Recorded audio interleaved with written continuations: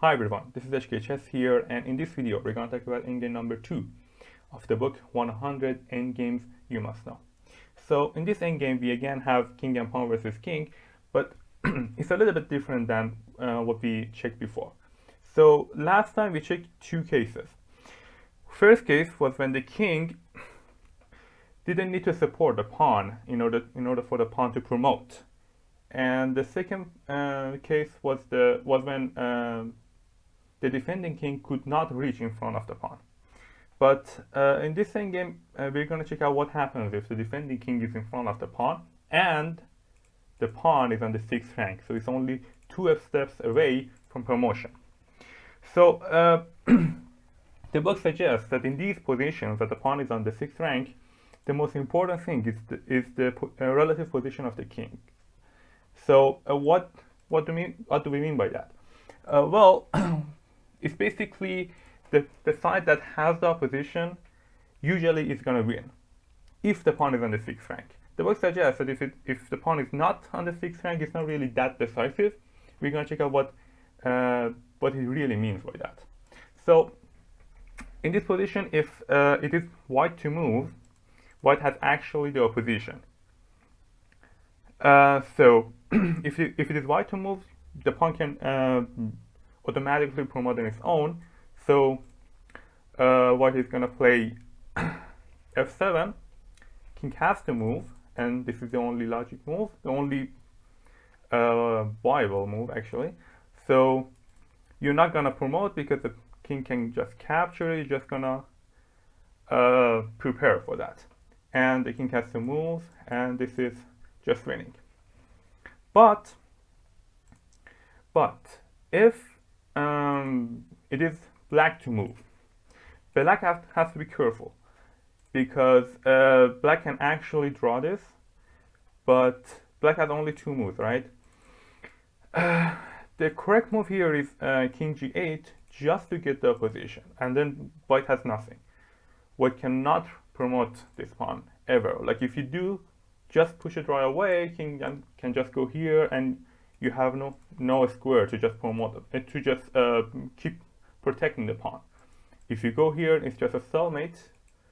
Black king has nowhere to go again, and if you move away, and just it's a draw, and you can really you cannot do some damage if you go around. It's just like but again, black has to be careful. If king f5, just here, like and king f5, you're going to have to go back. You have to stay in these 2 squares. Like that's the point here. Then you get the opposition again. And if he pushes, king gonna go here. So there is basically nothing. If after this you can just collect a pawn here, then that's the whole idea behind drawing this endgame. So the book suggests that we have to be careful about the fact that we shouldn't let the opposition deceive us, because it's not really that decisive if the pawn is not on the 6th rank. What he means by that is probably because of some positions like this one, which it is white to move, so black has the opposition, but the pawn is not on the 6th rank, it's on the 2nd rank. So in these positions, white can actually take the opposition back by moving the pawn. You can just move the pawn, and the black has to move, and then you just get here, and that's about it. Black cannot do anything, and this is winning. So that's the idea behind the fact that the opposition doesn't really matter if the pawn is on the 6th rank. So that's it. That's the idea. Okay, so this is the next position we're going to cover in this endgame.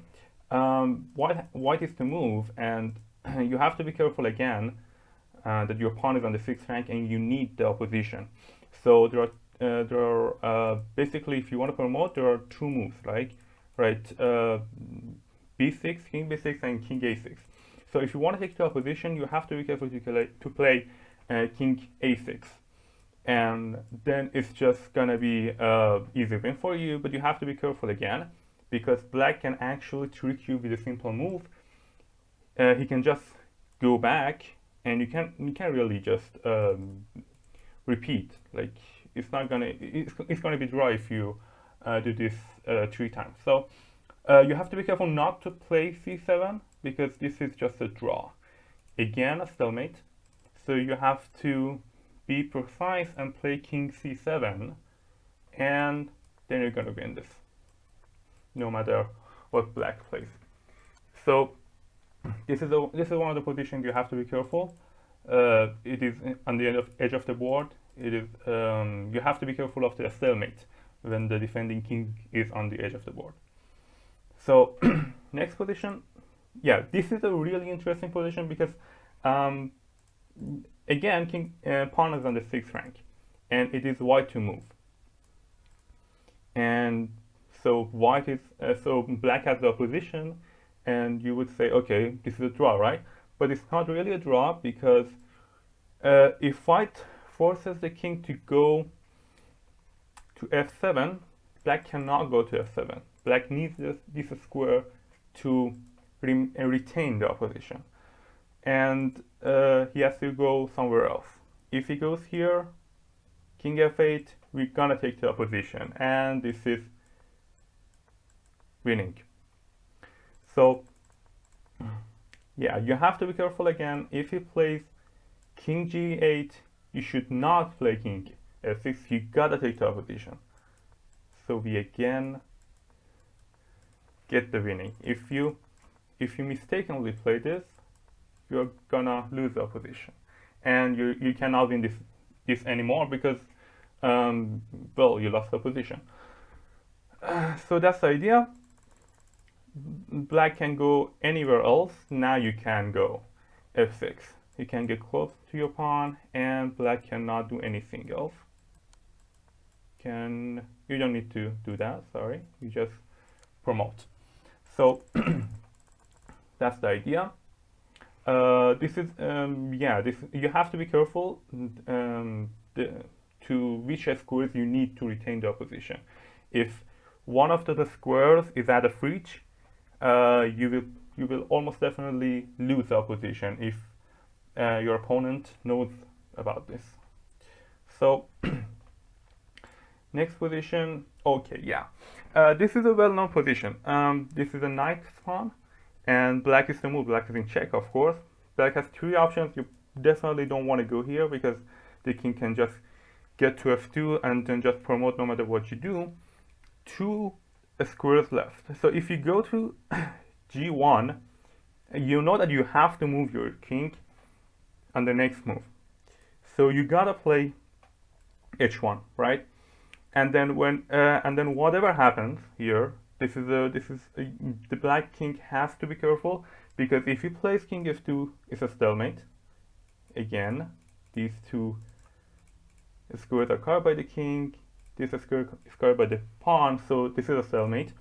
And if he just pushes, again, this is a stalemate. So yeah, but this is really interesting, because if this pawn was in the center, like here, this is not a draw anymore. You're gonna lose this no matter what, because you're not on the edge of the board to threaten that a stalemate. You cannot threaten a stalemate, so you have nothing. If you go here, just pushes, you have to go back, and then this is promoting. And if you again try the same thing, black can just play c2, and you have nothing. You have this rank. You have these 2 squares to go. On the edge of the board, you didn't have that. So that's the idea. So this is it. This is endgame number 2. We're gonna check endgame number 3 soon enough. Hope you liked it, and see you soon.